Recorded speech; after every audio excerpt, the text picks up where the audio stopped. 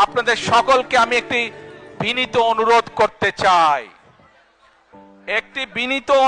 করতে চাই, করব সত্যি? আচ্ছা, কি সেই বিনীত অনুরোধ? প্রিয় ভাই বোনেরা, আপনাদের সাথে আমি 18 বছর ছিলাম। বিভিন্ন সময়ে বিভিন্ন অনুষ্ঠানে অনেক মানুষের সাথে দেখা হয়েছে। আপনাদের সাথে বহু স্মৃতি আমার রয়ে গিয়েছে। আপনাদের সাথে বহু দুঃখ কষ্ট আমি শেয়ার করেছি। আপনারা বিভিন্ন সময়, আমার বক্তব্যের শুরুতেই বলেছি, যুক্তরাজ্য সহ বিভিন্ন দেশের প্রবাসী, বিশেষ করে যারা জাতীয়তাবাদী, বাংলাদেশি জাতীয়তাবাদের রাজনীতিতে বিশ্বাস করেন, আপনারা বহু মানুষ বিভিন্ন সময় আমার পরিবারের, দলের বিপদের সময় আমাকে মানসিকভাবে সাহস দিয়েছেন, সহযোগিতা করেছেন, সমর্থন জুগিয়েছেন। আজকে বিশেষ করে লন্ডনে যারা আছেন, বিশেষ করে তোমরা যারা ইয়াং আছো, ছবি তোলার জন্য পাগল হয়ে যাচ্ছ, প্রত্যেকের কাছে আমার একটি অনুরোধ, 25 তারিখে ইনশাআল্লাহ আপনাদের দয়া, আল্লাহর রহমতে আমি দেশে ফিরে যাব।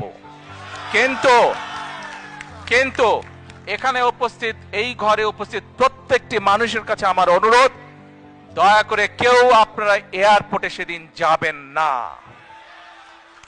দয়া করে কেউ আপনারা এয়ারপোর্টে যাবেন না আপনারা। কারণ এয়ারপোর্টে গেলে একটি হট্টগোল তৈরি হবে এবং মানুষ জানবে যে এরা সব বাংলাদেশি, এবং দেশের সুনাম নষ্ট হবে, দলের সুনাম নষ্ট হবে। যারা এয়ারপোর্টে যাবেন না, যারা সেদিন এয়ারপোর্টে যাবেন না, আমার আজকের এই অনুরোধ যারা রাখবেন, আমি ধরে নেব তারা দল এবং সর্বোপরি দেশের সম্মানের প্রতি মর্যাদা রাখবেন। আর আমার মানা করা সত্ত্বেও, আমার অনুরোধ করার পরেও যারা যাবেন, আমি ধরে নিতে বাধ্য হব যারা ব্যক্তিগত স্বার্থের জন্য সেখানে গিয়েছেন। প্রিয় ভাই বোনেরা, সকলের কাছে দোয়া চেয়ে যাচ্ছি, আপনারা দয়া করে দোয়া করবেন, দেশনেত্রী খালেদা জিয়ার জন্য দোয়া করবেন।